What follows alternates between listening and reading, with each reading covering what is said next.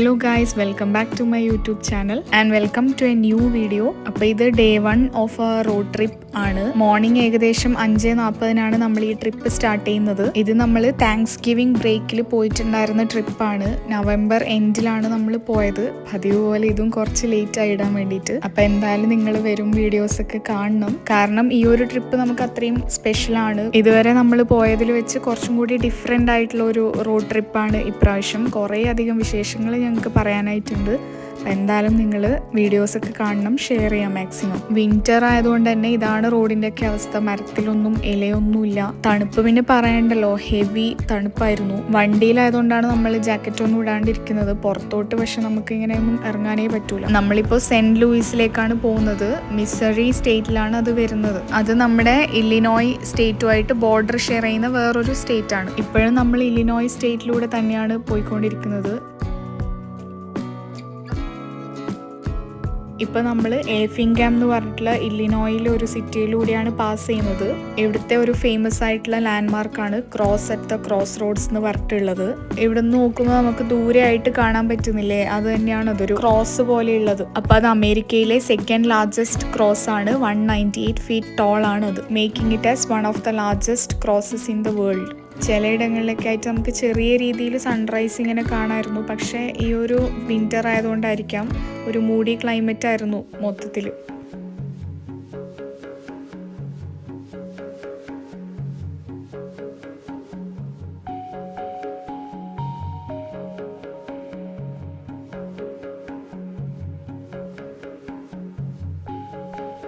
കുറേയൊക്കെ Illinois country സൈഡിലൂടെയായിരുന്നു നമ്മൾ pass ചെയ്യുന്നുണ്ടായിരുന്നത്. അതുകൊണ്ട് തന്നെ നമുക്ക് ഇതുപോലെ കുറേ ഫാം ഫീൽഡ്സും സ്മോൾ ടൗൺസൊക്കെ കുറേ കാണാമായിരുന്നു.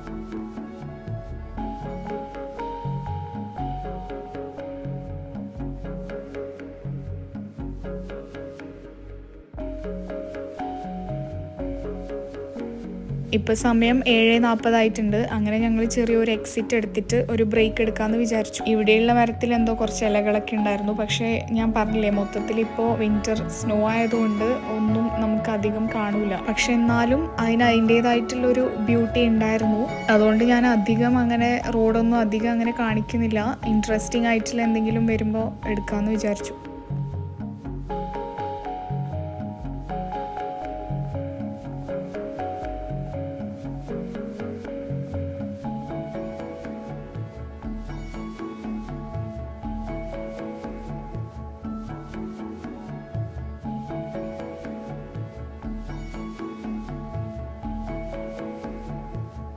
അങ്ങനെ ഇപ്പോൾ നമ്മൾ ഇല്ലിനോയ് ബോർഡർ ക്രോസ് ചെയ്തിട്ടുണ്ട്. ഇപ്പോൾ നമ്മൾ മിസറി സ്റ്റേറ്റിൽ എത്തിയിട്ടുണ്ട്. മിസറി സ്റ്റേറ്റിനെ പറ്റി പറയുകയാണെങ്കിൽ ഷോമി സ്റ്റേറ്റ് എന്നാണ് ഈ സ്റ്റേറ്റിനെ അറിയപ്പെടുന്നത്. പിന്നെ ഐസ്ക്രീം കോണിൻ്റെ ബർത്ത് പ്ലേസും കൂടിയാണിത്. ഏകദേശം 7500 കൂടുതൽ കേവ്സും ഇവിടെ ഉള്ളതുകൊണ്ട് തന്നെ കേവ് സ്റ്റേറ്റ് എന്നും കൂടി ഈ സ്റ്റേറ്റിനെ വിളിക്കുന്നുണ്ട്. നമുക്ക് ഇവിടെ മുതലേ അങ്ങോട്ട് നോക്കുമ്പോൾ ഗേറ്റ് വേ ആർച്ച് കാണാൻ പറ്റുന്നുണ്ടായിരുന്നു. ഈ സൈഡിലായിട്ട് കാണുന്നതാണ് മാർട്ടിൻ ലൂതർ കിങ് ബ്രിഡ്ജ്. ഈ മിസറി സ്റ്റേറ്റിനെയും ഇല്ലിനോയിനെയും കണക്ട് ചെയ്യുന്ന ഒരു ബ്രിഡ്ജാണത്. ആൻഡ് ആ ഭാഗത്തായിട്ട് കാണുന്നതാണ് മെക്കത്തൂർ ബ്രിഡ്ജ്. അതൊരു ഹിസ്റ്റോറിക് ട്രസ് ബ്രിഡ്ജ് ആണ്. പിന്നെ ഇതിലൂടെ ഒഴുകുന്നത് മിസിസിപ്പി റിവർ ആണ്. അങ്ങനെ നമ്മളിപ്പോൾ സെന്റ് ലൂയിസ് ഡൗൺ ടൗണിൽ എത്തിയിട്ടുണ്ട്. നമ്മളിപ്പോൾ നേരെ പോകുന്നത് ഗേറ്റ് വേ ആർച്ചിന്റെ അടുത്തേക്കാണ്.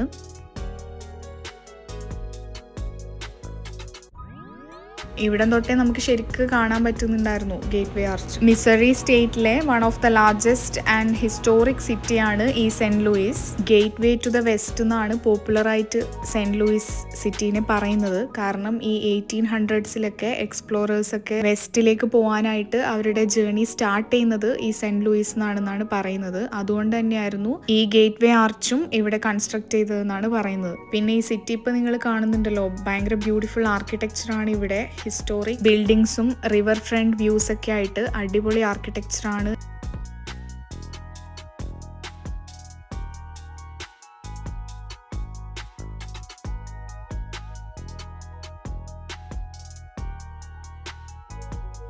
നമ്മളിപ്പോൾ ലൊക്കേഷനിൽ എത്തിയിട്ടുണ്ട്. ഇനി നമുക്ക് വണ്ടി പാർക്ക് ചെയ്തിട്ട് വേണം അങ്ങോട്ട് പോകാനായിട്ട്. അപ്പോൾ നമ്മൾ നേരെ ഇനി വണ്ടി പാർക്ക് ചെയ്യാൻ വേണ്ടി പോവാണ്. സമയം ഇപ്പോൾ 8:15. നമ്മൾ ഏകദേശം 2.5 മണിക്കൂർ കൊണ്ട് എത്തിയിട്ടുണ്ട് ഇങ്ങോട്ട്. പിന്നെ മോർണിംഗ് ആയതുകൊണ്ട് അത്രയും ട്രാഫിക് ഇല്ലാത്തതുകൊണ്ട് നമ്മൾ വേഗം എത്തിയിട്ടുണ്ട്. പിന്നെ ബ്രേക്ക്ഫാസ്റ്റ് ഒന്നും നമ്മൾ കഴിച്ചിട്ടില്ല. നമ്മൾ എടുത്തിട്ടുണ്ടായിരുന്നു, പക്ഷേ അവിടെ നമുക്ക് 9 o'clockനായിരുന്നു റിപ്പോർട്ട് ചെയ്യേണ്ടത് ഗേറ്റ് വേ ആർച്ച് മോണുമെൻ്റ് അകത്ത്. അപ്പോൾ അതുകൊണ്ട് നമുക്ക് ടൈം ഇല്ലാത്തതുകൊണ്ട് പിന്നെ നമ്മൾ വന്നിട്ട് തന്നെ കഴിക്കാമെന്ന് വിചാരിച്ചു.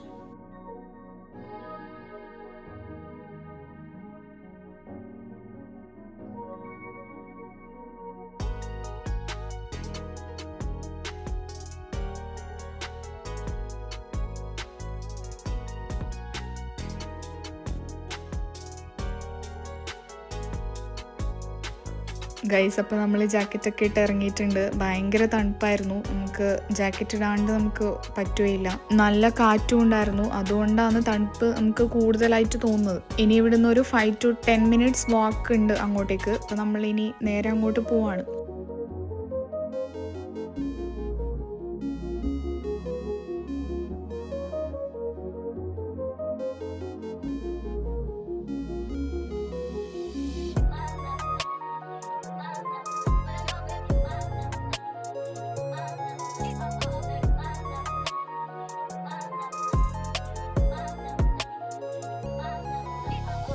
അങ്ങനെ നമ്മളിപ്പോൾ ഇനി നേരെ ഗേറ്റ് വേ ആർച്ചിൻ്റെ അങ്ങോട്ടേക്കുള്ള നടത്തത്തിലാണ് ഗൈസ്. അങ്ങനെ നടക്കുമ്പോഴാണ് കുറേ ബിൽഡിങ്സ് നമ്മളെ ശ്രദ്ധയിൽപ്പെട്ടത്. ഇപ്പോൾ ദൂരെയായിട്ട് കാണുന്നതാണ് ഓൾഡ് കോഡ് ഹൗസ്. അത് നമുക്ക് പോകുന്ന വഴിക്ക് ശരിക്കും കാണാൻ പറ്റും. പിന്നെ ഇത് UMB ബാങ്ക്. അങ്ങനെ കുറേ ബിൽഡിങ്സ് ഉണ്ടായിരുന്നു ഇവിടെ. ഇതെല്ലാം കൂടി ഒന്നിച്ച് കാണുമ്പോൾ ഒരു പ്രത്യേക ഭംഗി തന്നെയായിരുന്നു.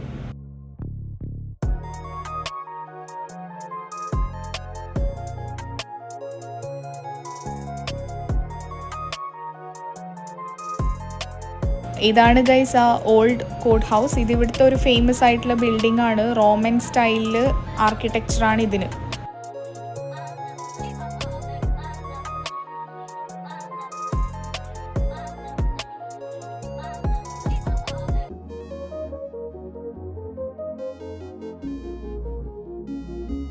നിങ്ങൾക്ക് ഈ വെയിൽ കാണുമ്പോൾ തോന്നുന്നുണ്ടാവും നമ്മൾ എന്ത് ഇങ്ങനെ നടക്കുന്നത്. പക്ഷേ ഭയങ്കര തണുപ്പായിരുന്നു. ഇവിടെ ഇങ്ങനെ വെയിലുണ്ടായിട്ട് വലിയ പ്രത്യേകിച്ച് കാര്യമൊന്നുമില്ല. തണുപ്പ് തന്നെയാണ്.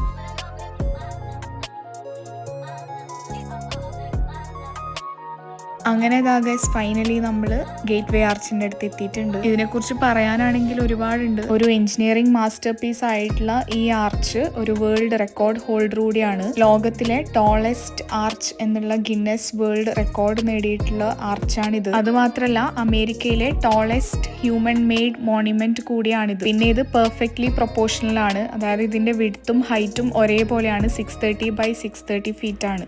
ഇതിന്റെ മൈൻഡ് ബ്ലോയിങ് ആയിട്ടുള്ള എഞ്ചിനീയറിംഗ് തന്നെയാണ് ഇതിന്റെ ഒരു സക്സസ് എന്ന് പറയുന്നത്. ആക്ച്വലി ഈ ആർച്ചിനെ മൂവ് ചെയ്യാൻ പറ്റും, അതായത് സ്വേ ചെയ്യാൻ പറ്റും. 18 inches വരെ ഇതിന് മൂവ് ചെയ്യാൻ പറ്റും എന്നാണ് പറയുന്നത്.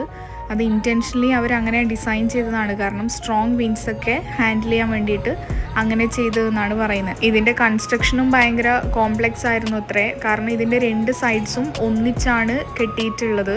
അതായത് ഈ ആർച്ചിൻ്റെ 2 സൈഡ്സും ഒരേ ടൈമിലാണ് മുകളിലോട്ട് കെട്ടിയിട്ടുള്ളത്, മുകളിൽ പെർഫെക്റ്റ് ആയിട്ട് മീറ്റ് ചെയ്യാൻ വേണ്ടിയിട്ട്. അതുകൊണ്ട് തന്നെ ഇതൊരു ഹ്യൂജ് എഞ്ചിനീയറിംഗ് സക്സസ് എന്ന് തന്നെ വേണം പറയാനായിട്ട്. ഓക്കെ ഗൈസ്, അപ്പോൾ നമ്മൾ ഇനി നേരെ ഇതിൻ്റെ അകത്തേക്ക് പോവാണ്. ബാക്കി കാര്യങ്ങളൊക്കെ നമുക്ക് അകത്ത് പോയിട്ട് നമുക്ക് കാണാം.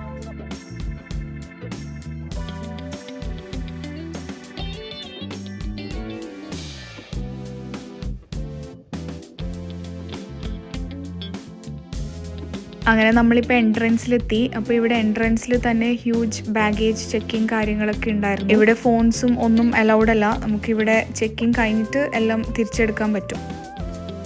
സോ ചെക്കിങ് ഒക്കെ കഴിഞ്ഞു. ഇനി നമ്മൾ നേരെ താഴോട്ട് പോവാണ്.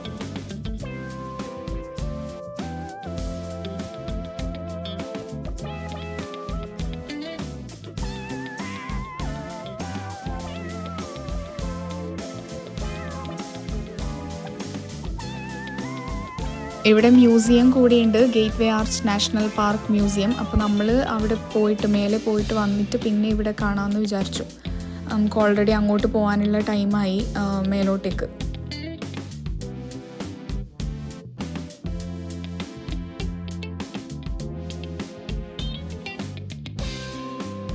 ഓക്കെ ഗൈസ്, അങ്ങനെ ഇപ്പോൾ നമുക്ക് ഇവിടുന്ന് പാസ് കിട്ടി, ബോർഡിംഗ് പാസ് മേലോട്ടേക്ക് പോകാൻ വേണ്ടിയിട്ടുള്ളത്. അപ്പോൾ നമ്മൾ ഇനി ഇവിടെ ക്യൂവിൽ വെയിറ്റ് ചെയ്യണം അവർ പറയുന്നത് വരെ.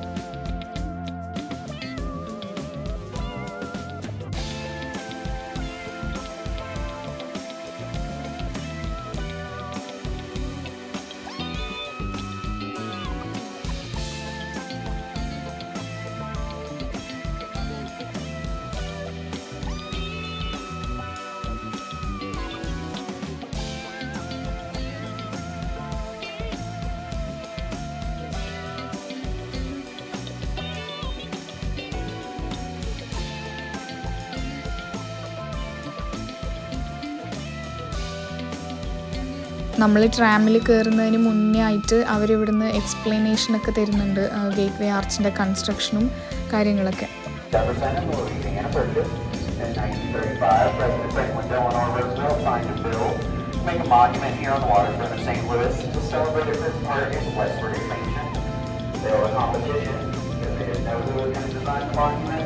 Hundreds of people entered, and ended up going to the youngest person to enter, which was 38-year-old Finnish-American architect Eero Saarinen, with his first solo design, which was the Gateway Arch. Now, it took them a little bit to figure out if they're actually going to be able to make this building design or not, because it is kind of a unique shape. So they didn't start construction until 12 years later, on February 12th, 1963, and we finished 2.5 short years later, on October 28th, 1965. They managed to get it built so quickly then because they didn't have OSHA. Did all of the construction without using safety harnesses, and luckily we didn't lose anybody during construction though. It did cost us about $13 million back then. It should be around $200 million today. And the parkway used to be known as the Jefferson National Expansion Memorial, but in 2018 we finished some renovations. That's when we got our new museum out front. The parkland up top got a little bit of a facelift. And tonight, we're gonna take care of business. For those who think that the women's liberation movement is a joke, I disabuse you of that notion. Free at last! Free at last! Thank God Almighty! We are free at last! Okay guys, now we ഇവിടെ ഇങ്ങനെ കുറേ dose ഉണ്ട് മേലോട്ട് പോകാൻ വേണ്ടിയിട്ട്. അപ്പോൾ ഞങ്ങൾക്ക് കിട്ടിയത് 6 ആണ്. അപ്പോൾ അതുകൊണ്ട് നമ്മൾ അതിൻ്റെ മുമ്പിൽ വെയിറ്റ് ചെയ്യുന്നുണ്ട് ഇപ്പോൾ. അപ്പോൾ ഇതെന്ന് പറയുമ്പോൾ നോർമൽ എലിവേറ്റർ പോലെയല്ല, ഒരു സ്പെഷ്യൽ ട്രാം സിസ്റ്റമാണ് ഇവിടെ ഉള്ളത് മേലോട്ട് പോകാനായിട്ട്. Finishing this side of the north in 1967 and the south side a little bit later in 1968. So congratulations, you guys are on the original tram today. It cost us about $3.3 million back then. It should be around $30 million today if we ever had to redo the system. And on the way up, because of the way the doors are designed, the inner doors are glass, so you really see into the leg on the way up to the top. So you can count our 1,076 steps all the way up. If you want to try to take അങ്ങനെ ഇപ്പോൾ നമ്മുടെ door open ചെയ്തിട്ടുണ്ട്. അപ്പോൾ ഇതിനകത്ത് ഇപ്പോൾ കണ്ടില്ലേ 5 seats മാത്രമേ ഉള്ളൂ, 5 ആൾക്കാർക്ക് മാത്രമേ ഇതിനകത്ത് പോകാൻ പറ്റുള്ളൂ. ശരിക്കും പറഞ്ഞാൽ ഒരു ഗുഹേൻ്റെ അകത്തൊക്കെ ഒരു കയറിയ ഫീലായിരുന്നു നമുക്ക്. സ്പേസ് ക്യാപ്സ്യൂളൊക്കെ പോലെ ആയിരുന്നു ഇത്. പിന്നെ ഈ ട്രാം കേർവ്ഡ് പാത്തിലാണ് മൂവ് ചെയ്യുന്നത്, അതായത് ഈ ആർച്ചിൻ്റെ ഷേപ്പ് പോലെ തന്നെ കേർവ്ഡ് പാത്തിലാണ് മൂവ് ചെയ്യുന്നത്. അങ്ങനെ ഈ ട്രാം മൂവ് ചെയ്യാൻ തുടങ്ങി ഗൈസ്. അപ്പോൾ ഇത് മൂവ് ചെയ്യാൻ തുടങ്ങിയപ്പോൾ തന്നെ ഒരു ടിൽറ്റിങ് പോലെയും പിന്നെ ഭയങ്കര മെക്കാനിക്കൽ സൗണ്ട്സ് ഒക്കെ ഉണ്ടായിരുന്നു. ഇതെന്ന് പറയുമ്പോൾ ഒരു 63 നിലയുള്ള ഒരു ബിൽഡിങ്ങിൻ്റെ ടോപ്പിലേക്ക് പോകുന്ന അതേ ഇത് തന്നെയായിരുന്നു ഈ ഒരു ട്രാമിനും എന്നാണ് അവർ പറഞ്ഞത്. അതായത് ആ ഒരു ഹൈറ്റിലേക്കാണ് ഇപ്പോൾ നമ്മൾ പോയിക്കൊണ്ടിരിക്കുന്നത്.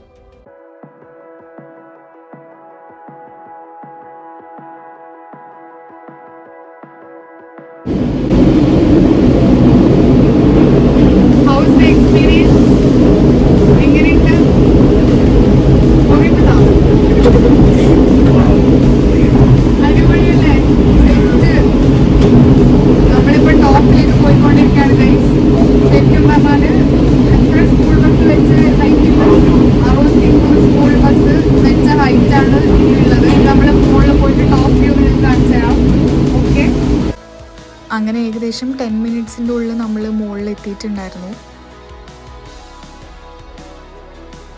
അപ്പോൾ ഇതാണ് ഗൈസ് ആ ടോപ്പ് പോയിന്റ്.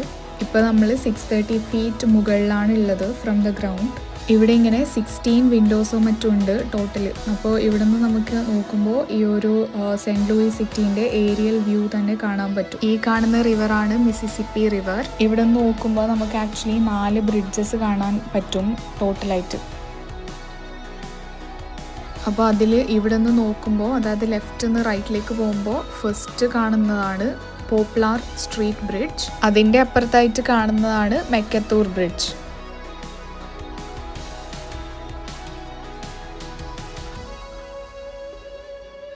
ഈ വിൻഡോയിലൂടെ നോക്കുമ്പോൾ നമുക്കൊരു സിറ്റിസ്കേപ്പ് മൊത്തത്തിൽ കാണാൻ പറ്റും. അപ്പോൾ ആ സെൻട്രലായിട്ട് കാണുന്നതാണ് ഓൾഡ് കോർട്ട് ഹൗസ്. നമ്മൾ നടന്നു വരുമ്പോൾ കണ്ടിട്ടുണ്ടായിരുന്നല്ലോ അത്. പിന്നെ കുറേ ബിൽഡിങ്സും കാര്യങ്ങളൊക്കെ ആയിട്ട് കാണാൻ പറ്റും. സെൻട്രലായിട്ട് ഗേറ്റ് വേ ആർച്ചിൻ്റെ എൻട്രൻസും എല്ലാം നമുക്ക് ഇവിടെ നിന്ന് കാണാൻ പറ്റും.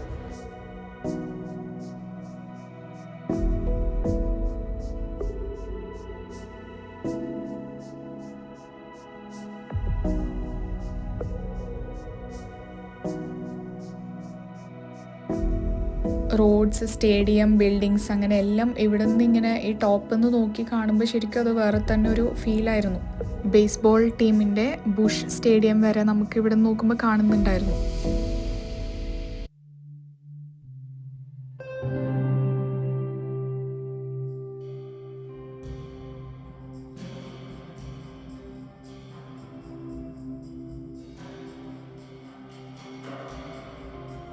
ഇവിടെ ആക്ച്വലി 2 സ്റ്റേറ്റ്സ് ആണ് നമുക്ക് കാണുന്നത്. ഇല്ലിനോയും സെൻറ്റ് ലൂയിസും 2 സ്റ്റേറ്റ്സും ഇവിടെ നിന്ന് കാണാം. മിസിസിപ്പി റിവറാണ് ഇത് കണക്ട് ചെയ്യുന്നത്.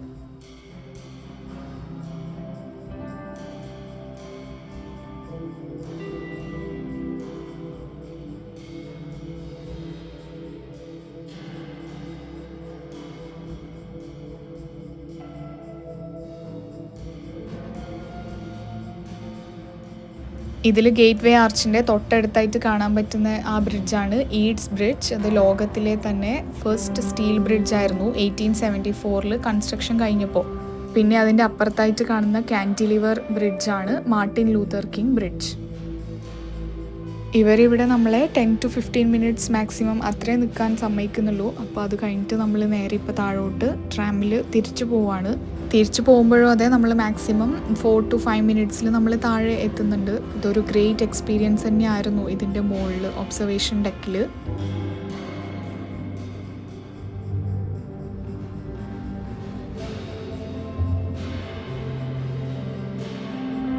അങ്ങനെ നമ്മളിപ്പോൾ ഇവിടെ തിരിച്ചെത്തി ഗൈസ്.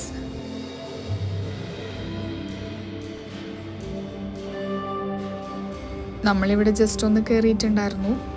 നമുക്ക് ഫ്രിഡ്ജ് മാഗ്നറ്റ്സ് നോക്കണമായിരുന്നു. അപ്പോൾ നമ്മളിവിടെ ഒന്ന് ജസ്റ്റ് കയറി.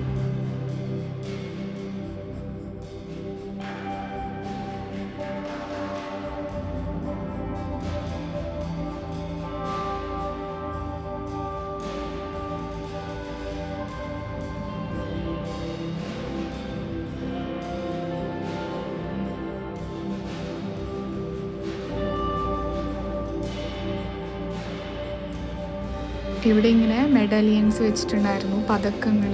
അപ്പോൾ ഇവിടെ നമുക്കിങ്ങനെ അത് കാണാമായിരുന്നു.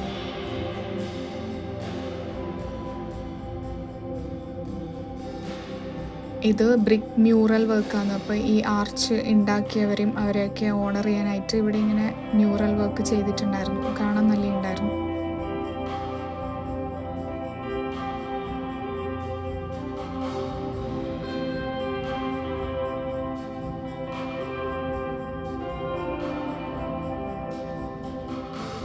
അപ്പോൾ ഇവിടെ താഴെയായിട്ട് മ്യൂസിയം ആണ് ഉള്ളത്. അപ്പോൾ ഇവിടെ എന്ന് പറയുമ്പോൾ ഫ്രീ ടു എൻറ്റർ ആണ്. നമുക്കിവിടെ 200 years ഓഫ് ഹിസ്റ്ററി ഒക്കെ നമുക്കിവിടെ കാണാൻ സാധിക്കും. അതായത് early American history, westward expansion, പിന്നെ life of explorers, pioneers and Native Americans. അപ്പോൾ അതൊക്കെയാണ് ഇവിടെ കാണിക്കുന്നത്. ഇവിടെ ഇൻറ്ററാക്റ്റീവ് എക്സിബിറ്റ്സ് ഒക്കെ ഉണ്ട്. പിന്നെ ഈ ആർച്ച് എങ്ങനെയാണ് ബിൽഡ് ചെയ്തതെന്നും അതിൻ്റെ കൺസ്ട്രക്ഷനും വർക്കും ഒക്കെ ഇവിടെ കാണിക്കുന്നുണ്ട്.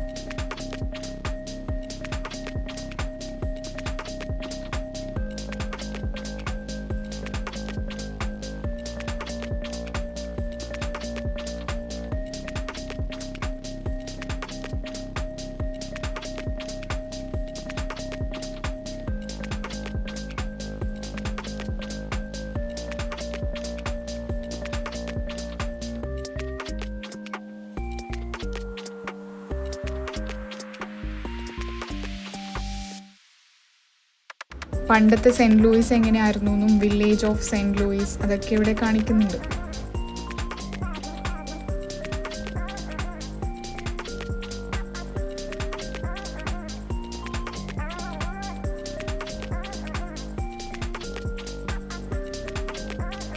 ഇത് ജോൺ സി ഫ്രെമോണ്ട് എന്ന് പറഞ്ഞിട്ടുള്ള ഒരു എക്സ്പ്ലോററിൻ്റെ ഒരു ഇമേജാണ് ഇവിടെ ഉള്ളത്, ഡിസൈൻ ഓർ ഡെസ്റ്റിനി. അങ്ങനെ ഇപ്പോൾ നമ്മൾ ഇവിടുന്ന് ഇറങ്ങി. ഈ ഗേറ്റ് വേ ആർച്ചിൻ്റെ സൈഡിലും താഴേക്കായിട്ട് ഇങ്ങനെ വാക്ക് വേ ഒക്കെ ഉണ്ട്. അപ്പോൾ നമുക്ക് ഇതിലൊക്കെ നടന്ന് കാണാൻ പറ്റും. സൺലൈറ്റിൽ ഈ ആർച്ച് ഇങ്ങനെ തിളങ്ങി നിൽക്കുന്നുണ്ടായിരുന്നു. നമുക്ക് വർണ്ണിക്കാൻ പറ്റാത്തത്രയും അടിപൊളിയായിരുന്നു ഇത് കാണാനായിട്ട്. സ്റ്റെയിൻലെസ് സ്റ്റീലായിരുന്നു ഇത് ബിൽഡ് ചെയ്യാൻ വേണ്ടിയിട്ട് മാക്സിമം ഉപയോഗിച്ചിരുന്നത്.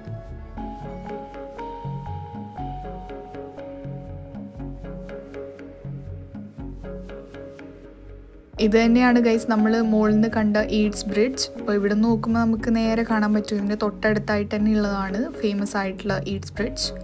മറ്റേ സൈഡിൽ കാണുന്നത് അതാണ് മെക്കത്തൂർ ബ്രിഡ്ജ്.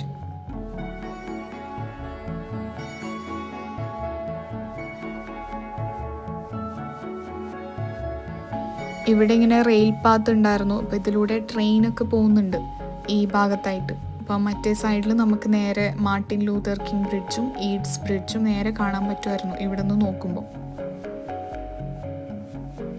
നല്ല തണുപ്പുണ്ടായിരുന്നുകൊണ്ട് നമുക്കിവിടെ അധിക നേരം നിൽക്കാൻ പറ്റുന്നില്ലായിരുന്നു. അത്രയും ഭയങ്കര തണുപ്പായിരുന്നു. അതുകൊണ്ട് നമ്മൾ കുറച്ച് ഫോട്ടോസൊക്കെ എടുത്തിട്ട് വേഗം ഇവിടെ നിന്ന് പോകാൻ നോക്കി. കാരണം നമുക്ക് നെക്സ്റ്റ് സ്പോട്ടിലേക്ക് ഇനി എത്തേണ്ടതുമാണ് ഈവനിങ് ആകുമ്പോഴത്തേക്ക്. അത്രയും തണുപ്പായിരുന്നെങ്കിലും നമ്മൾ ഈ വ്യൂ ഒക്കെ മാക്സിമം എൻജോയ് ചെയ്തു. കാരണം ഇവിടെ നിന്ന് ഇങ്ങനെ എല്ലാം കൂടി കാണുമ്പോൾ അതൊരു പ്രത്യേക ഭംഗിയായിരുന്നു.